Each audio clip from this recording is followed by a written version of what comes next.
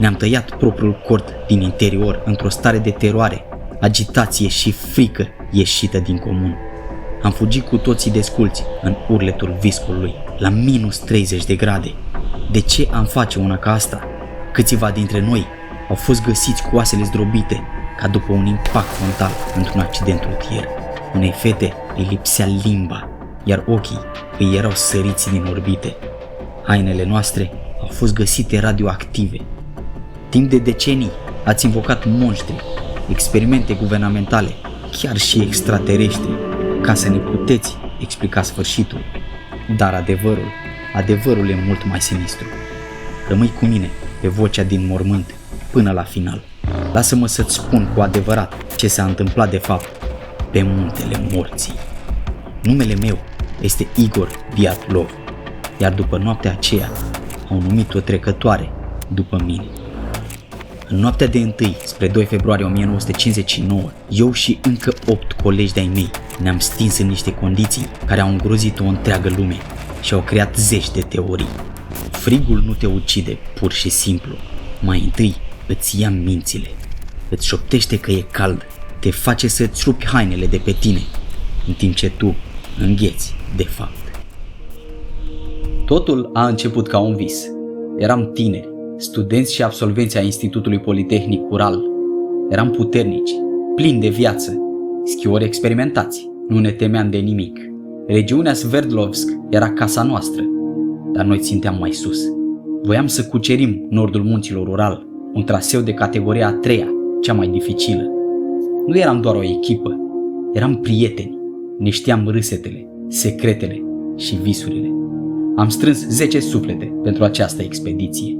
Eu, Igor Dyatlov, liderul grupului, Zinaida, sufletul echipei, mereu optimistă, Lyudmila, curajoasă și puternică, Yuri Doroshenko, un munte de om, Yuri Krivoniscenko, pasionat de muzică și poezie, Alexander Kolevatov, rațional și de încredere, Rustem, un schior de o rezistență incredibilă, Nicolai, inginerul nostru genial, și Semion Zolotariov, cel mai în vârstă dintre noi, veteran de război, un om misterios care văzuse deja moartea în față, iar al 10-lea, Yuri Yudin. Planul nostru era simplu, să ajungem pe vârful Otorten. În limba localnicilor Mansi, Otorten însemna nu te duce acolo. Ar fi trebuit să-i ascultăm. Dar pentru unul dintre noi totuși, Yuri Yudin, destinul a avut alte planuri. Chiar de la începutul ascensiunii, o criză severă de sciatică și dureri reumatice crunte l-au pus la pământ. Abia se mai putea mișca. Cu lacrimi în ochi, Yuri a trebuit să se întoarcă din drum. Când l-am îmbrățișat de rămas bun, nu știam că acea boală cumplită era de fapt îngerul lui păzitor. Yuri a plâns pentru că ne părăsea, dar a trăit tot restul vieții până în 2013, plângând pentru că el a fost singurul care a supraviețuit, de fapt. Noi rămăsesem 9 oameni sortiți pieirii. Pe 1 februarie, optimiști și încrezători, am început să urcăm pe versantul muntelui Colat Siacăl, muntele morții. Viscolul s-a întețit, vizibilitatea scăzuse la 0. Probabil muntele ne-a atras în capcană sau am făcut o greșeală, pentru că am campat direct pe panta goală, complet expuși. Am săpat în zăpadă, am ridicat cortul și ne-am pus liniștiți la somn. Apoi s-a așternut tăcerea. Ce s-a întâmplat în acele ore a transformat numele meu într-un blestem și o legendă. Când echipele de salvare ne-au găsit cortul, săptămâni mai târziu, era îngropat în zăpadă, tăiat violent din interior. Obiectele noastre, bocancii, hainele groase, toate erau lăsate înăuntru. Urmele de pași arătau că am mers spre pădure, în șosete, unii chiar desculți. De ce ar face asta un schior experimentat? Lumea a înnebunit căutând răspunsuri și de aici mintea umană a născut scenarii de o groază pură. Luați-le pe rând și priviți-le prin ochii mei. Prima teorie a fost blestemul Mansi și sacrificiul uman. S-a spus că am pășit pe pământuri sacre, că vânătorii tribului indigen Mansi ne-au pândit în întuneric. Imaginați-vă, dormi în corp, iar afară, în viscol, Figuri tăcute cu măști de blană înconjoară tabăra. Te urăsc pentru că le-ai profanat muntele. S-a speculat că ne-au atacat cu arme psihotrope sau că ne-au scos cu forța în ger să ne sacrifice zeilor lor. Dar anchetatorii au verificat. Pe zăpadă nu exista nicio altă urmă de pas, doar ale noastre. Mansii nu au fost acolo. O altă teorie care dă fiori și azi este atacul unei creaturi criptice. Menk, cum îl numesc localnicii, un yeti siberian, o brută uriașă, violentă și teritorială.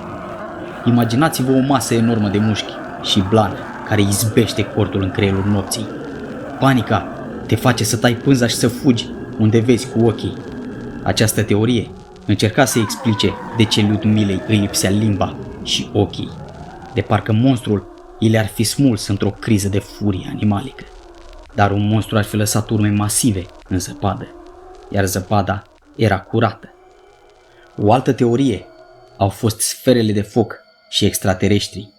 În acele luni, grupuri de turiști aflate la zeci de kilometri distanță, dar și meteorologi locali, au raportat ceva bizar. Sfere portocalii ciudate care pluteau pe cerul nopții deasupra munților Ural. S-a emis ipoteza unei întâlniri de gradul 3, OZN-uri care au coborât deasupra taberei noastre. Radiațiile emise de propulsia lor ne-ar fi orbit parțial și ne-ar fi indus într-o stare de demență temporară, forțându-ne să fugim dezorientați în noapte. Hainele noastre aveau într-adevăr un nivel inexplicabil de radiații. Dar să fi fost oare extraterestri? O altă teorie au fost testele militare secrete și armele de distrugere. Aici intră în scenă războiul rece. Uniunea Sovietică testa arme în cele mai izolate locuri. S-a spus că tabăra noastră a fost lovită de unda de șoc a unei rachete nucleare sau a unei bombe cu vid experimentale. Gazele toxice sau lipsa bruscă de oxigen ne-ar fi obligat să tăiem cortul ca să nu ne sufocăm. Și într-adevăr, armata a preluat ancheta suspect de repede, a secretizat dosarele timp de 30 de ani, iar cadavrele noastre aveau oricum o nuanță ciudată, portocalie-maronie, la înmormântare. Am fost oare noi doar daune colaterale ale regimului sovietic? O altă teorie și cea mai întortocheată susține că Semion Zolotariov, Alexander Kolevatov și Yuri Krivonișcenko, prietenii noștri care au urcat pe munte, erau de fapt agenți KGB sub acoperire. Misiunea lor să se întâlnească în creierul munților cu spioni străini, americani, pentru a le livra monstre de haine radioactive ca dezinformare. Dar întâlnirea a mers teribil de prost. Spionii americani și-ar fi dat seama de capcană, ne-au dezbrăcat sub amenințarea armei și ne-au lăsat să înghețăm de vii în pădure, aplicându-ne lovituri de grație teribile. Toate aceste povești sunt de fapt o nebunie curată, născută din disperarea oamenilor de a înțelege inexplicabil. Înstrălăsați monștrii și spionii, priviți adevărul în față. Adevărul este mult mai rece, mai fizic și mai dureros. Ca să ne izolăm de pământul înghețat, am așezat pe jos schiurile. Peste ele am pus păturile și echipamentul de dormit. Am săpat adânc în pantă ca să ne adăpostim de vânt, tăind baza stratului de zăpadă de deasupra noastră. Nu am văzut pericolul, niciunul dintre noi nu l-a văzut. În toiul nopții, când dormeam adânc, muntele s-a răzbunat. Nu a fost o avalanșă uriașă care să măture totul pe kilometri. A fost o ruptură de placă de gheață, o bucată enormă de gheață și zăpadă compactă, grea de câteva tone de mărimea unui SUV. S-a desprins din cauza vântului violent de deasupra și a căzut direct peste cortul nostru. A fost instantaneu. Greutatea aceea imensă i-a strivit pe Nicolai, pe Semion și pe Ludmila. Coaste zdrobite, cranii fracturate intern, hemoragii masive. În întunericul total, sufocați sub pânza cortului prăbușit și sub blocul de gheață, panica ne-a invadat creierul. Am crezut că tot muntele vine peste noi. Cu ultimele forțe am scos cuțitele și am tăiat pânza. În teroare, în panică, în agitație și în frică. Trebuia neapărat să ieșim. Adrenalina este un drog puternic. Te face să nu simți durerea pe moment. Cu oasele rupte, părăsiți de simțuri, i-am târât pe cei răniți în josul pantei, spre pădure, sperând să găsim adăpost în copaci. 1,5 kilometru de agonie, prin întuneric, viscol și zăpadă adâncă. Desculți. La marginea pădurii, sub un pin uriaș, am încercat să supraviețuim. Yuri Doroșenko și Yuri Krivonișcenko au încercat să aprindă un foc mic. S-au cățărat în copac până le-a curs sânge din mâini, rupând crengi înghețate ca să țină flacăra vie. Dar gerul de minus 30 de grade nu iartă. Hipotermia se instalase. Când ești aproape de moarte prin îngheț, creierul îți dă o eroare fatală, vasodilatația terminală. Simți o căldură extremă, arzătoare. De aceea s-au dezbrăcat. Cei răniți grav au murit primii, într-o gaură de zăpadă, unde încercaseră să se ascundă. Acolo, după moartea lor, descompunerea naturală în mediul umed și animalele mici de pădure au făcut ravagii, luându-i ochii și limba lui Ludmilei, lăsând doar detalii macabre pentru legiștii din viitor care au hrănit mitul monștrilor. Iar eu, Zina și Rustem, am murit înghețați pe rând, încercând să ne târâm înapoi spre cort, privind cu ochii fixi spre muntele care ne-a învins. Dar înainte de a mă întoarce definitiv în mormânt, lăsați-mă să vă mai explic un mic detaliu. O chestiune care ar trebui să vă ridice părul pe mână. Oamenii de știință din secolul următor s-au felicitat. Au spus că teoria plăcii de gheață a rezolvat misterul. Și într-adevăr, din 10 întrebări fără răspuns, acea placă de gheață poate explica 7 sau 8. Dar ce facem cu restul? Dacă am fugit panicați de o avalanșă, de ce urmele pașilor noștri arătau că am mers calm, în șir indian, aproape la pas, fără nicio urmă de fugă haotică? De ce hainele noastre purtau urme atât de mari de radiații, încât laboratoarele au intrat în alertă și au interzis accesul publicului în zona respectivă? Și dacă animalele de pădure au fost cele care au profanat cadavrele, de ce au ales doar ochii și limba Ludmilei, lăsând restul țesuturilor intacte, tăiate practic chirurgical? Oare asta să fi fost o simplă bucată de gheață sau muntele ascunde ceva atât de cumplit încât mintea voastră refuză să accepte? Ascultați avertismentul pe care vi-l las în vânt. Dacă vreți vreodată să campați pe munte, dacă simțiți chemarea înălțimilor, evitați trecătoarea numită după mine. Gândiți-vă de 2 ori înainte de a lua această decizie. Nu vreți să vă vedeți familia suferind, așa cum am văzut-o eu, de dincolo de moarte. Părinții mei, bieții mei părinți, distruși de durere, au refuzat până în ultima lor clipă de viață să creadă povestea oficială a autorităților. La înmormântare, când au privit trupul meu și ale colegilor mei, au încremenit.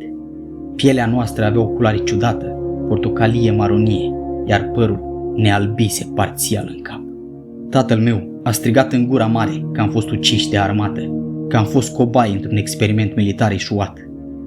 Au trăit și au murit cu această convingere în suflet, măcinați de secretele pe care statul sovietic le-a îngropat odată cu noi.